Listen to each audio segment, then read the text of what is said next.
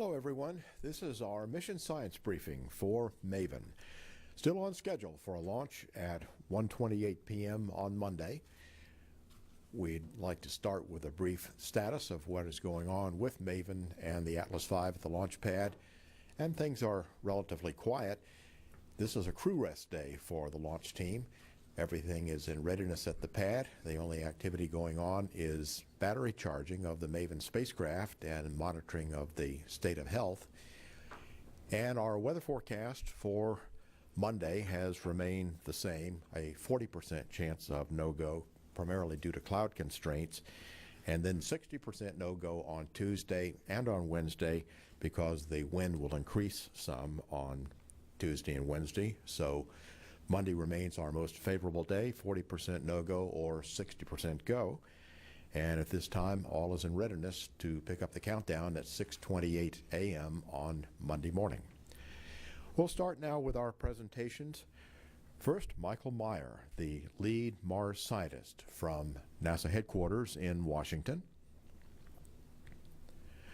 Bruce Jakosky, the Maven principal investigator from the Laboratory for Atmospheric and Space Physics at the University of Colorado at Boulder.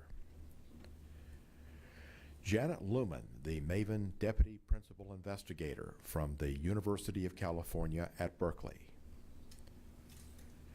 Nick Schneider, the Maven IUVS instrument lead from the Laboratory for Atmospheric and Space Physics at the University of Colorado at Boulder.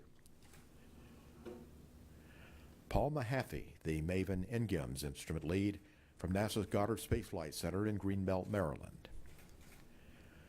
And David Mitchell, the Maven SWIA instrument lead from the University of California at Berkeley. And we'll begin first with Michael Meyer. Michael. Well, thank you, George. For millennia, Mars has been a source of myth and fable. And it's only a little over 50 years ago that we first sent a planetary probe into space to move from just myth and fable to actually observation and measurements. If I could have the first graphic, please. Our sister planet Mars has been the focus of planetary exploration primarily because it's a key to understanding the origin and evolution of our planets. And so over a little over a decade, we've had spacecraft, orbiters, and landers that have worked synergistically to help unveil what is happening on Mars and what may have happened in its past. And as we see Maven, here we are getting ready to launch, and is going to answer a key question about Mars evolution. And with that lead into, as we can see, other spacecraft that are either international, as in provided by ESA or by NASA, going into a future of very robust Mars exploration and trying to not only tell us about the evolution of climate and geology, but also of life. So with the next graphic, I'd like to say, while we've been doing all this, what have we learned? Well, one of the things that has been unveiled is that looking at Mars and looking in the near subsurface, we see that Mars has actually quite an inventory of ice, water ice, in its polar areas.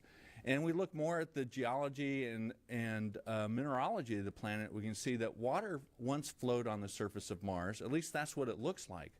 But with rovers going to the surface and landers going to the surface, we see mineral evidence of water having been at the surface of Mars. We see hematite and we see gypsum discovered by the Mars exploration rovers.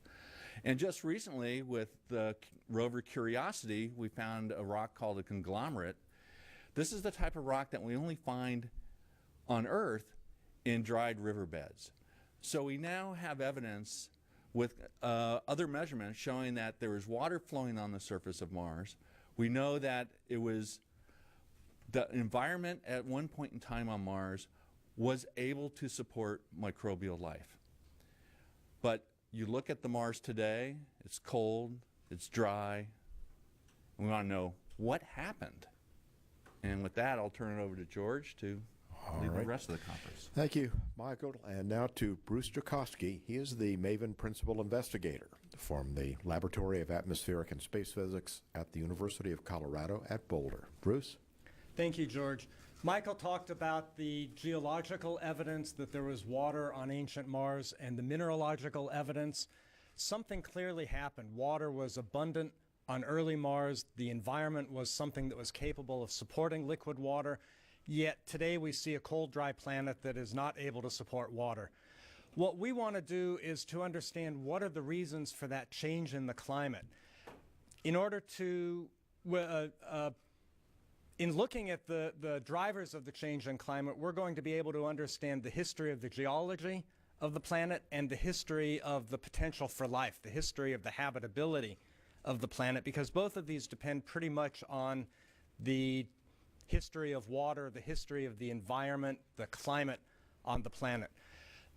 With Mars having had liquid water early on, we think that there must have been a thicker atmosphere that would have produced greenhouse warming so that the planet was warmer early on, and something happened. What we want to do is understand, where did the water go? Where did the carbon dioxide from an early thick atmosphere go? There are two places it can go. It can go down into the crust where it can get locked up, but we don't see the evidence for widespread, abundant carbon-bearing minerals in the abundance necessary to be a reservoir for that thick early atmosphere. The other place these could have gone is up to the top of the atmosphere, where they could be stripped away and lost to space. The removal process would involve forcing by the sun from solar wind, from solar extreme ultraviolet photons, from light waves, from solar storms that might strip away gas from the top of the atmosphere. Maven is all about trying to understand these loss processes, understand what could have happened at the top of the atmosphere and how gas could have been removed from it. Now, we can't go back and study what happened over 4 billion years, but we can go and look at how these processes are operating today and how they might have changed, how the processes might have changed over time, and what the integrated effect would have been. Can we go to the first graphic, please? We've selected 8 instruments, 9 sensors, so there are 9 boxes here, to make the measurements. We want to understand all the different connections in the chain from the energetic drivers to the response of the structure and composition of the upper atmosphere to the escape to space.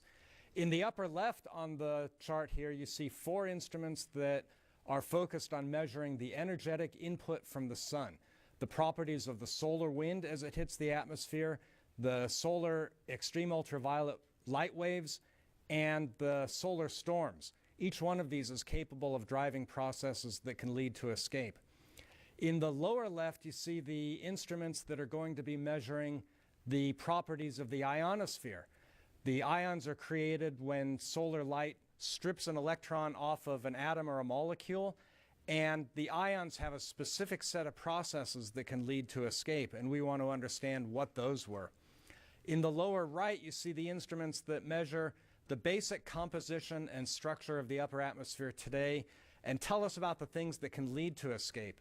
With these 9 sensors, we're able to make all of the measurements that we need in order to understand what role has been played by escape to space. If you go back to the graphic, please, I also wanted to focus on the spacecraft here.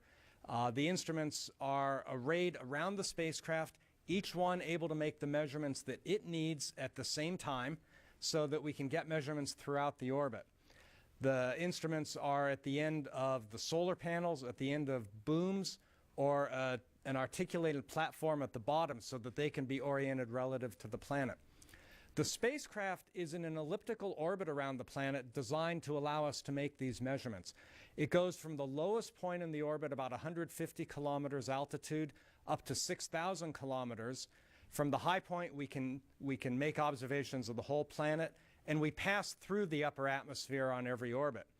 In addition, 5 times during the mission, we're going to lower that lowest point to 125 kilometers, and that lets us sample the entire upper atmosphere, all the way down to the well-mixed part where it connects to the lower atmosphere, and all the way up to the top where it connects to the solar wind. Even though we're passing through the atmosphere, it's so tenuous that it just doesn't create much drag on the spacecraft. We'll feel it, but it's not going to affect our orbit very much. We're going to hear from the rest of the panelists from the deputy PI, who's going to talk about some of the processes, and we have 3 of the instrument leads to talk about how the measurements will let us go to this question of how much gas has escaped over time. So I'll turn it back to you, George. All right, thank you, Bruce. We'll talk now with Janet Lumen, the Maven Deputy Principal Investigator from the University of California at Berkeley. Janet? Thank you, George. If we can start with my first video. The sun is a major player in this mission, as Bruce has said. The Earth is thought to have had its atmosphere protected somewhat by its magnetic bubble of a relatively strong internal field, but Mars only has very localized remnant magnetic fields that form small umbrellas of protection, so that the atmosphere is more or less exposed most everywhere to the onslaught, the direct onslaught of what's coming from the sun. May I have the next slide, please?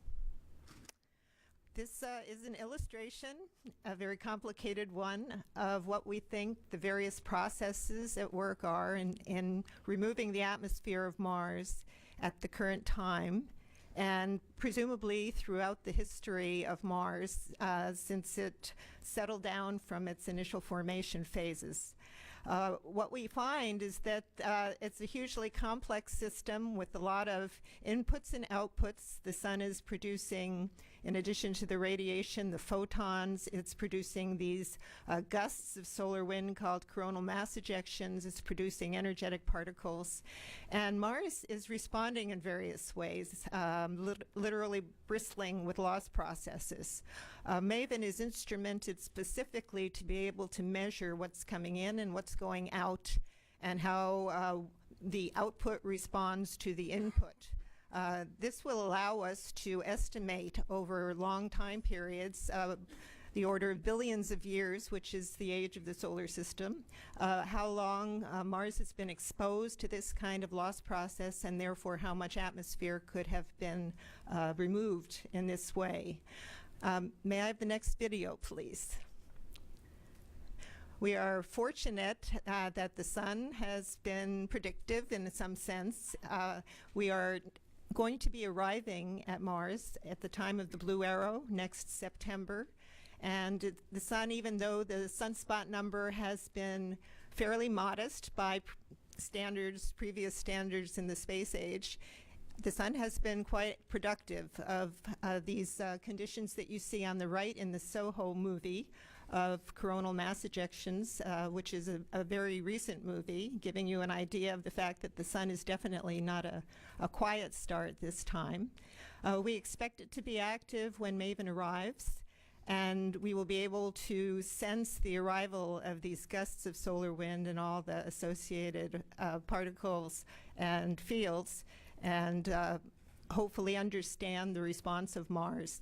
The early sun was supposedly more active than the current sun, and so we expect that these active periods that we're seeing in the solar maximum will better represent the history of Mars, the early history of Mars, for our purposes of going back in time. And I will pass it back to you, George. All right, thank you, Janet. And now to begin our discussion of the instruments, Nick Schneider, the Maven IUVS instrument lead from the Laboratory for Atmospheric and Space Physics at the University of Colorado at Boulder. Nick? Thank you, George. Maven has 2 instruments on board that measure the composition and structure of the Mars atmosphere. And those instruments are the imaging ultraviolet spectrograph that I lead and the neutral gas ion mass spectrometer that you'll hear about next. And these instruments operate in very different ways, but they provide complementary information. So I'll talk about how we figure out what's in the atmosphere and how it's distributed around the planet, how and why we make those measurements, and I'll be emphasizing the imaging ultraviolet spectrograph. So our instrument takes advantage of the fact that the entire atmosphere is glowing at ultraviolet wavelengths. And the graphic will explain how we can take advantage of that glow in order to understand where what the atmosphere is made of. If you could bring up that graphic. If you run electricity through a tube of gas, it glows. This is the principle behind fluorescent lights and neon signs. And the example that you see in the graphic is a tube of hydrogen gas. And to the eye, it glows pink. But if you spread that light out by looking through a prism or running it through an instrument like ours, what you see is not the full rainbow of colors, but just the specific colors at specific wavelengths of light. And that is the spectroscopic signature. It's the fingerprint of hydrogen gas. And every gas has its own unique fingerprint, so even from a distance, when we take a spectrum of it, we know what gases are there. So wherever we look with our instrument, we can figure out how much carbon dioxide, how much oxygen, how much hydrogen there is, even off at a distance. Let me show you how this plays out in flight.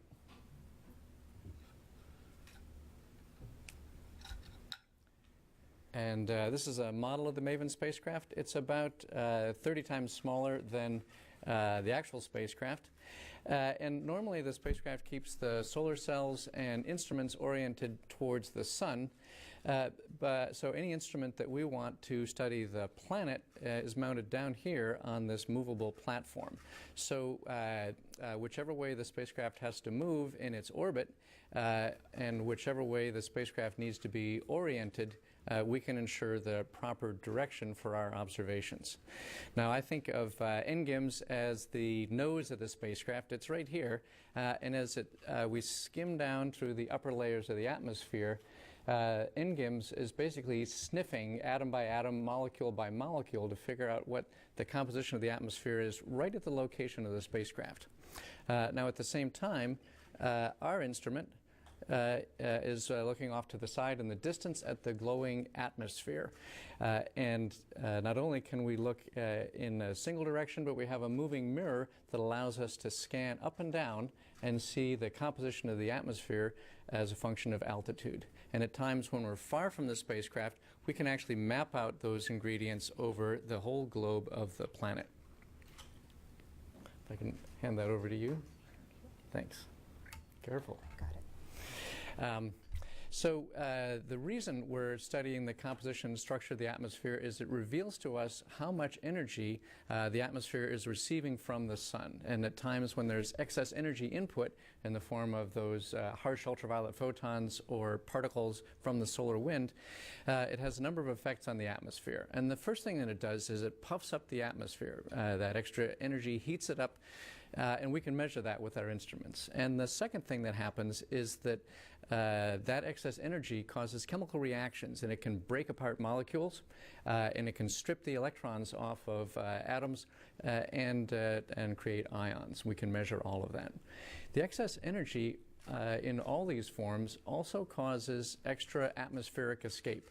And so as we're making these measurements, studying the properties of the atmosphere, we're very sensitive to how the input conditions are leading to atmospheric escape. Now, we'll be paying very close attention at the times that Janet referred to of high solar activity, because those are the times most representative of the early sun. And so when we're measuring the escape rates during periods of high solar activity, that's our best guess about how much atmospheric escape was occurring billions of years ago.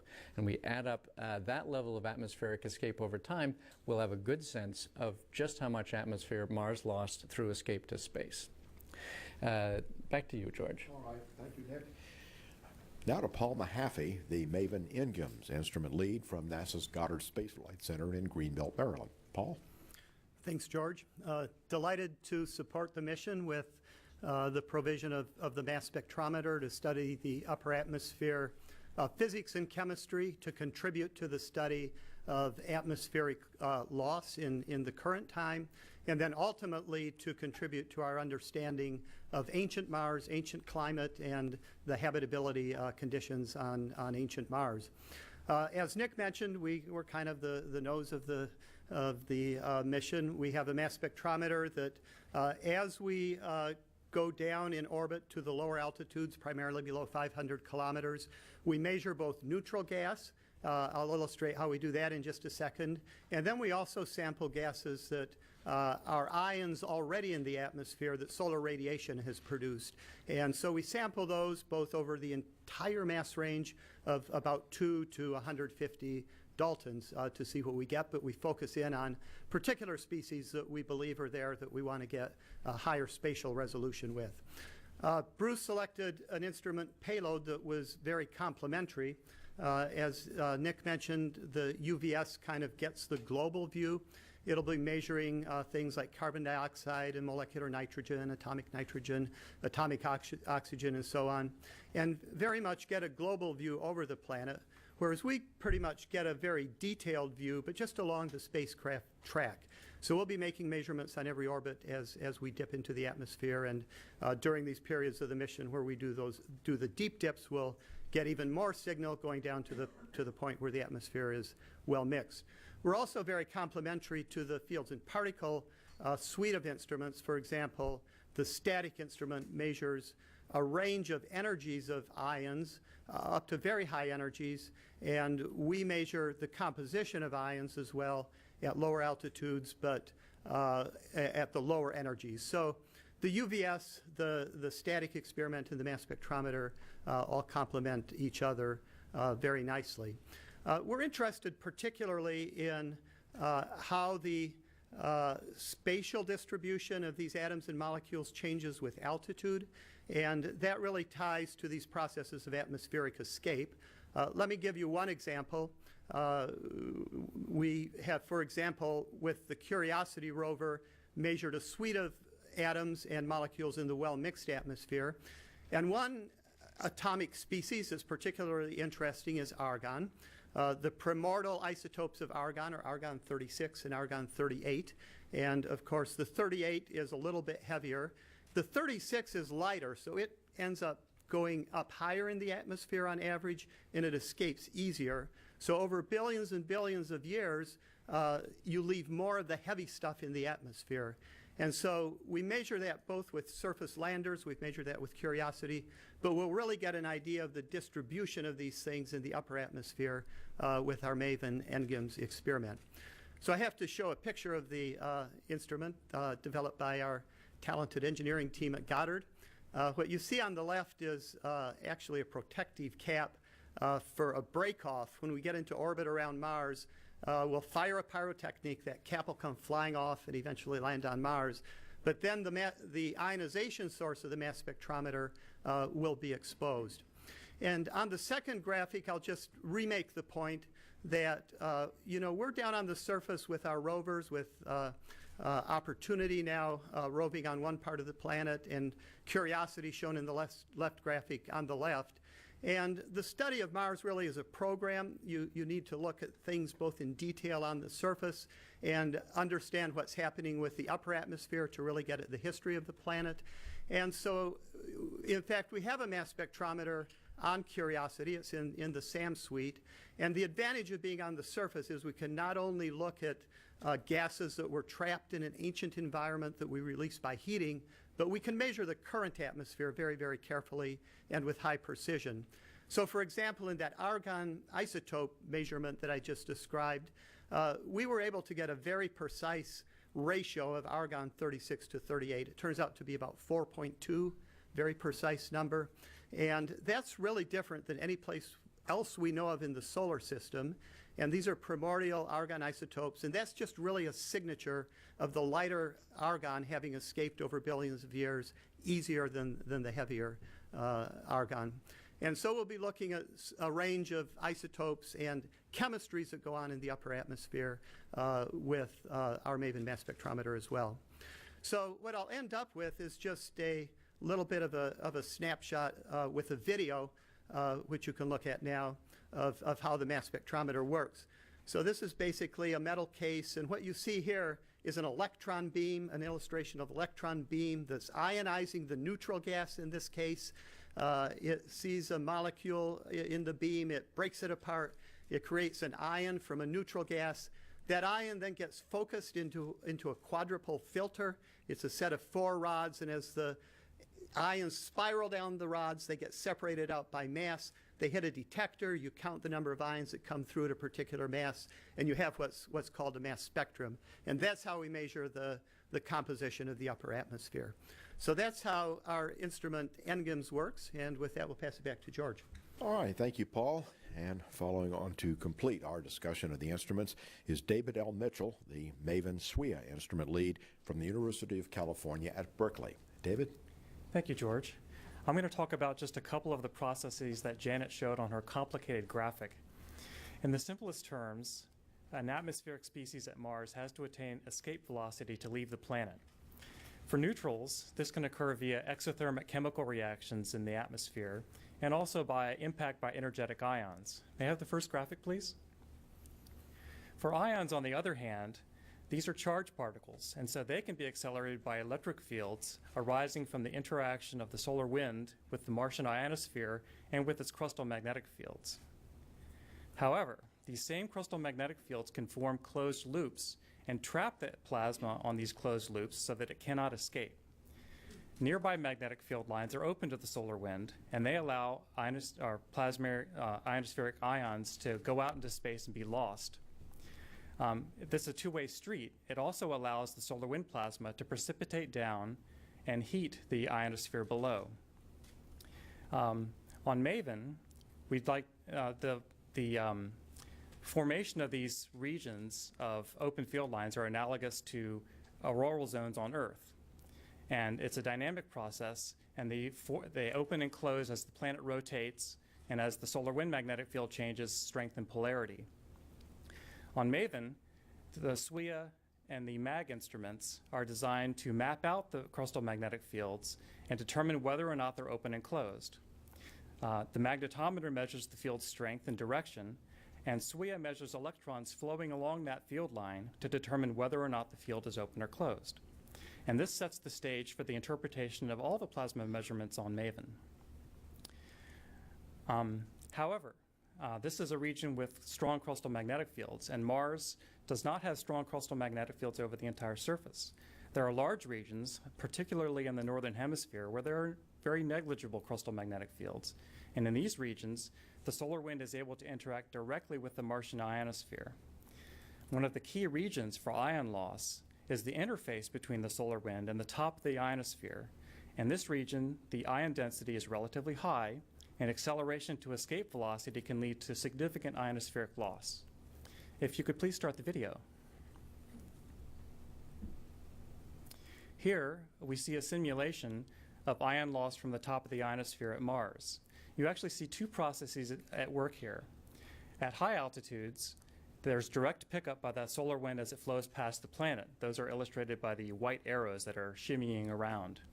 Of interest here is the plasma instabilities that arise at the solar wind ionosphere interface. And you can see those at the bottom, where large portions of the upper ionosphere are literally stripped away and carried downstream of the planet. So on Maven, we have a suite of instruments that are designed to study this interface in detail. The SWIA instrument measures the flow of the solar wind as it passes by the planet. SWIA, MAG, and LPW study the structure of the interface. And STATIC measures the composition and velocity of ions as they leave the planet. So our goal here is to try to understand the importance of these kinds of processes to the overall loss of atmosphere at Mars. And with that, I will pass it back to you, George.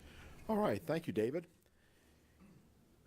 And we're ready now to take questions. Please give your name and affiliation when the microphone comes to you.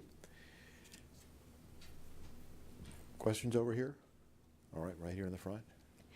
Hi, I'm Miriam Kramer with Space.com. I'm wondering, the instruments I think are supposed to be turned on about 2 weeks into the flight, and I'm curious if there will be any measurements taken en route to Mars and what those measurements might be.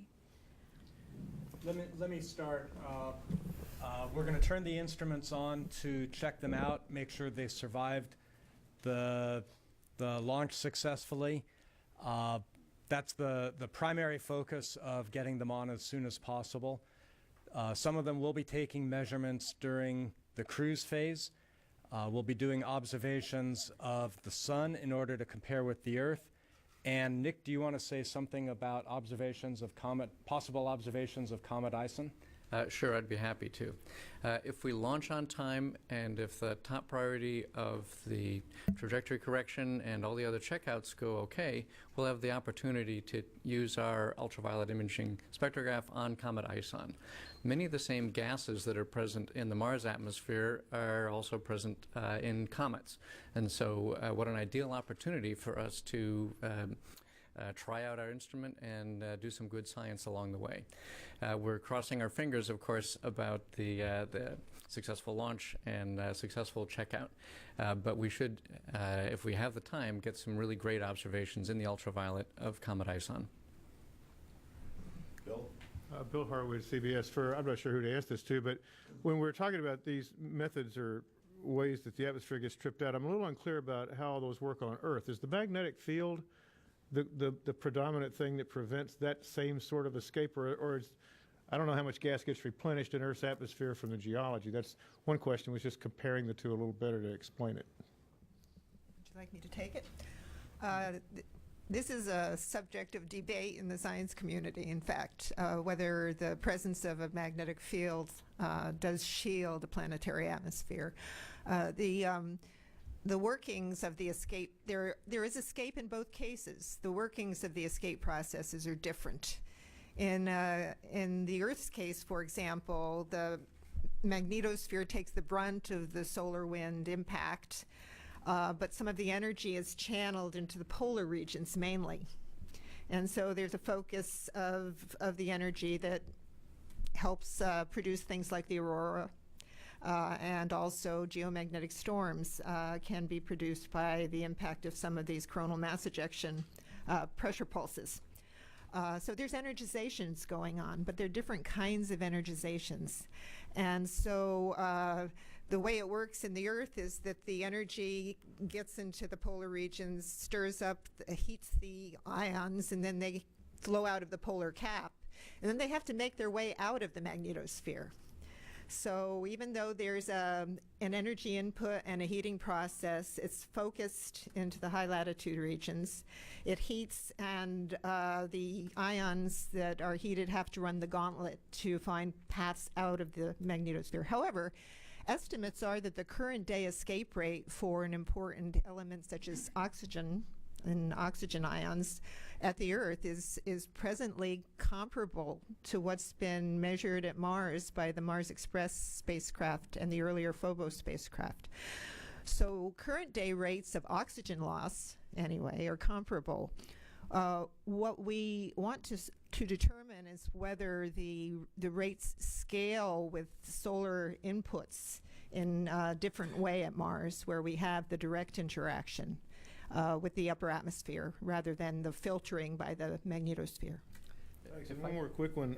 If I could follow up on the answer on that, I'd like to point out that one of the processes that Bruce mentioned was suspected at Mars has definitely occurred on Earth, and that's the absorption of atmospheric ingredients into the planet, into the crust itself.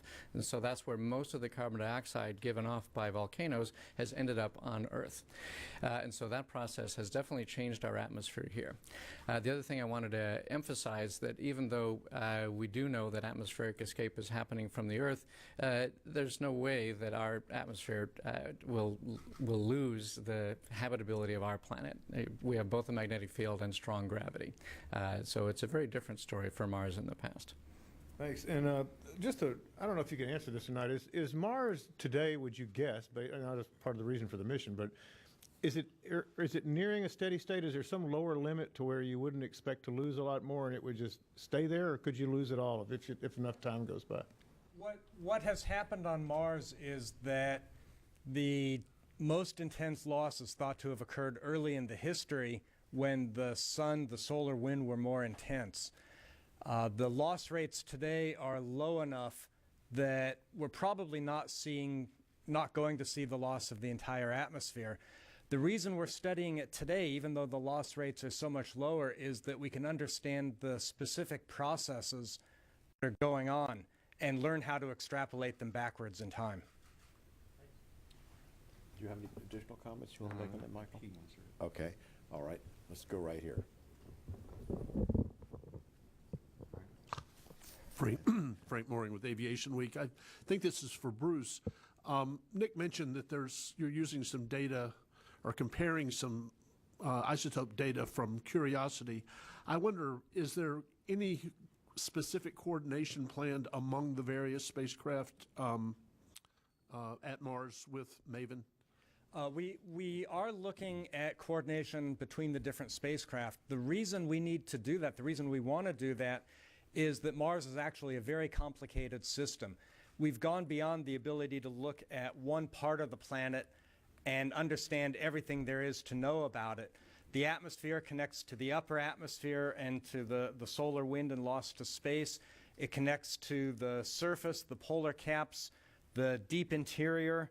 So we need to understand all parts of it, and that requires comparing observations from different spacecraft.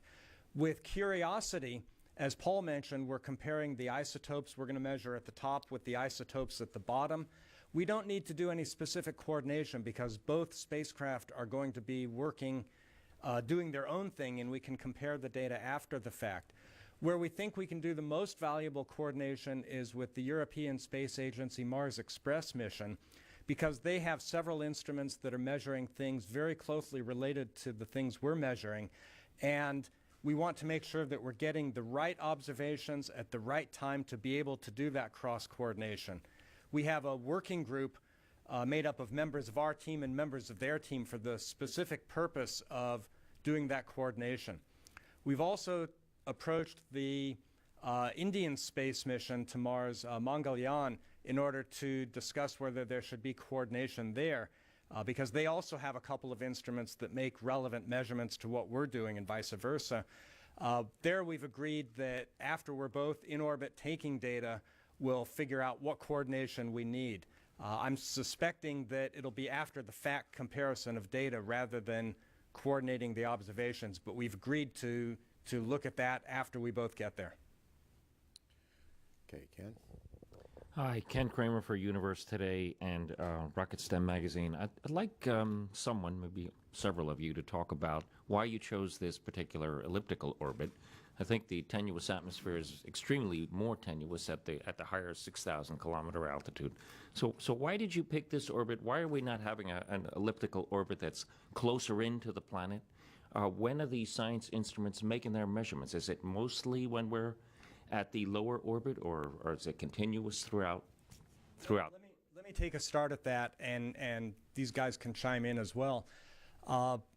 We picked the orbit for two reasons. One is with an elliptical orbit that goes as low as 150 with occasional deep dips down to 125, we get to sample the entire upper atmosphere. So the in situ measurements pass through the important parts of the atmosphere on every orbit. At the highest altitudes, the IUVS instrument can do imaging of the emission from the atmosphere to tell us about global composition. So that elliptical orbit with that low altitude and high altitude lets us get the measurements we need. We picked that particular orbit as well because the gravitational torquing from the planet will cause it to precess. The plane of the orbit will rotate with respect to the line from the sun, and that will let us get different local times relative to the sun. And it also precesses in latitude, so the latitude of periapsis, the closest approach to the planet, sweeps between plus and minus 75 degrees. So that gives us relatively complete coverage in all three dimensions. Throughout the orbit, we've divided it up into segments, and each instrument makes its measurements, makes its most important measurements at the altitude range that is most important to it.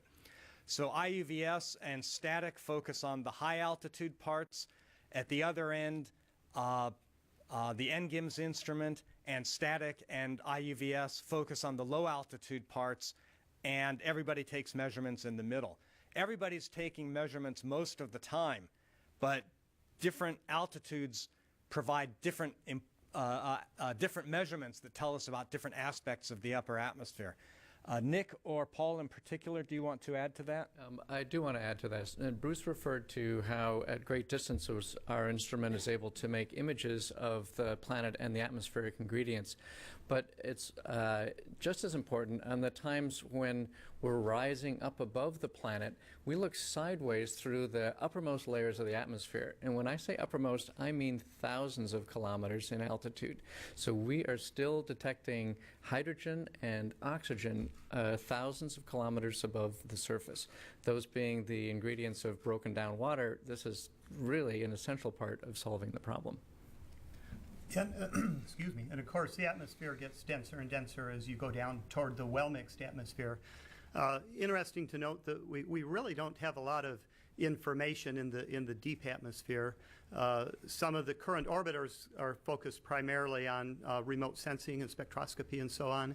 And we have a couple of measurements way back from Viking, and they're kind of one-point measurements as the aeroshell went down into the atmosphere, supporting the landers. There was some really interesting data obtained, but we're really just going to get hundreds of these measurements over the course of the primary mission. So the orbit allows us to do that. It allows us to look at different local times and day-night variations, and then of course with the many orbits look at how the atmosphere is changing, both with things that are happening on the surface like dust storms, the atmosphere is breathing in and out, and as the solar input to the atmosphere is changing.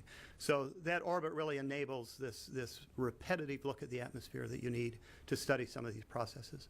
I need to clarify part of my answer. I talked about the atmosphere going up thousands of kilometers. The technical term that we use is the exosphere, because it's really thin, so thin that actually the atoms don't collide with each other. Nonetheless, our instruments have the sensitivity that we can actually measure that very rarefied gas.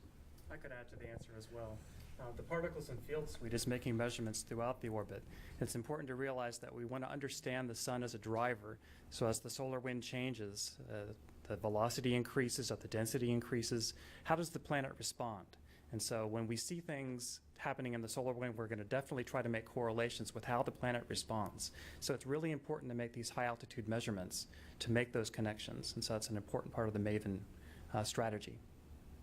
Okay, we're going to stop and take a question on the phone, and then we'll come back here. Irene Klotz from Reuters. Thanks very much, George.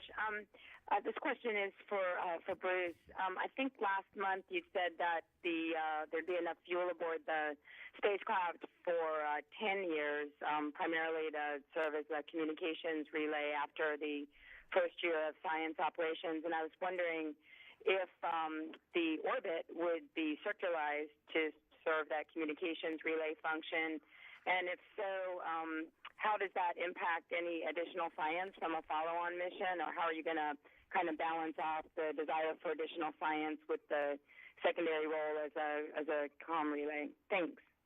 Well, let me first clarify that we designed the spacecraft and the amount of fuel we carry to be sure we can accomplish our primary mission. So the amount of fuel was sized so that if we have problems getting into orbit, we can recover from that. We don't anticipate that, in which case the extra fuel we carry would be able to be used to extend our operations in orbit. If things go our way, we might be able to continue to operate for as long as 10 years. Of course, that remains to be seen. We'll find out as we go through the process. The first year primary mission, we've set up what we're going to do.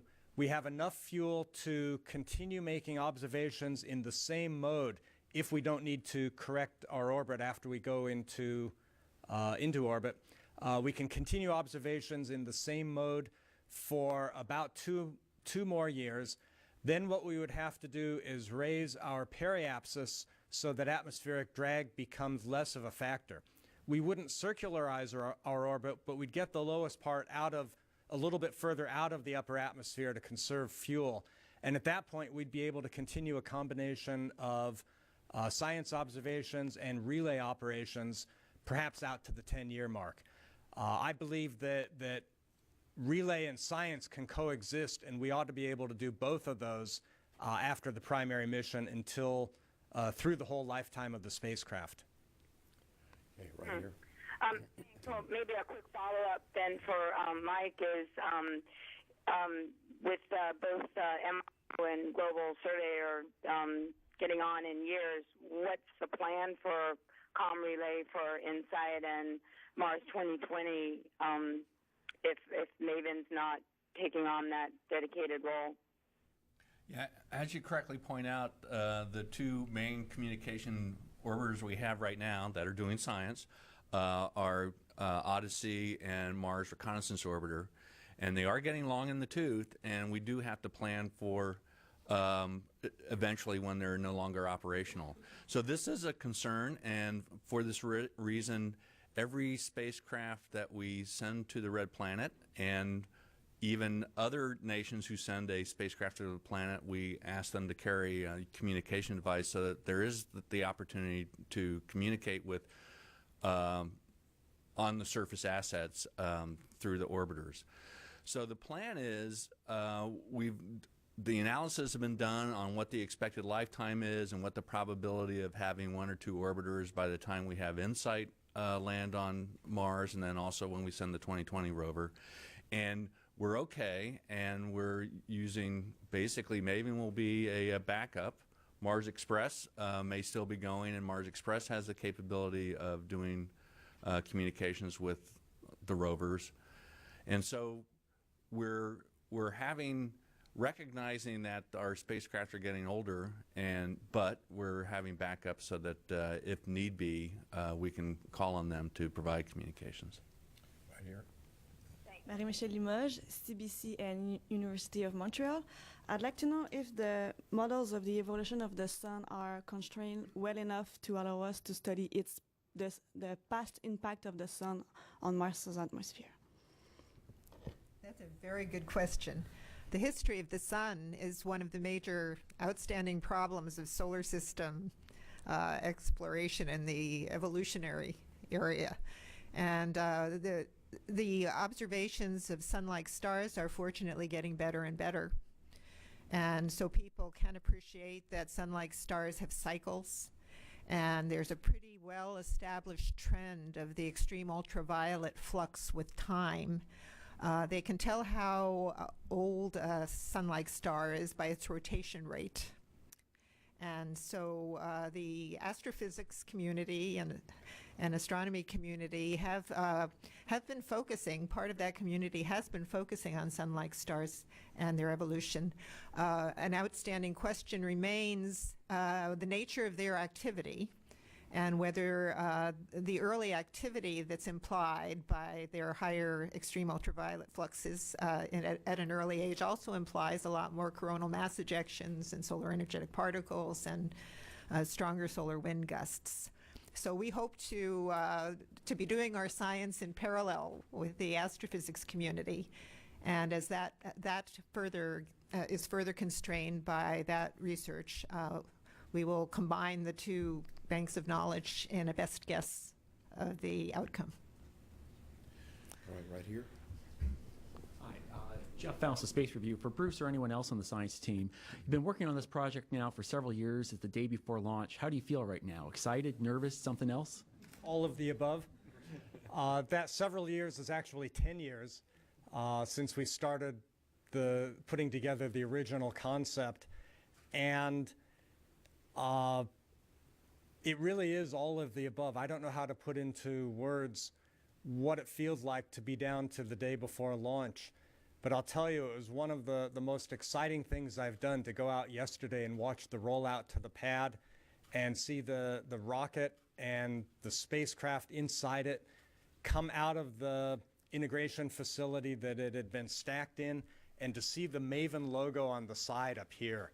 I just don't have the words for it, but it's an incredible experience, and I recommend everybody should be a PI at some point.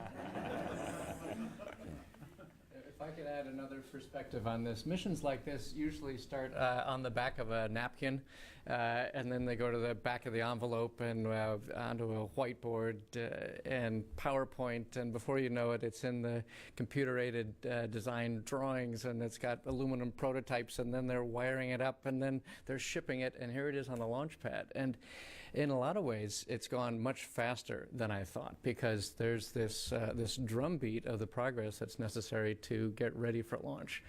So it's been a great ride. Centaur received 27,000 Maven emails, and that sounds like a small fraction of what you've had. Right, James. Hi. I'm sorry, James Dean, right next to you there. I'm sorry.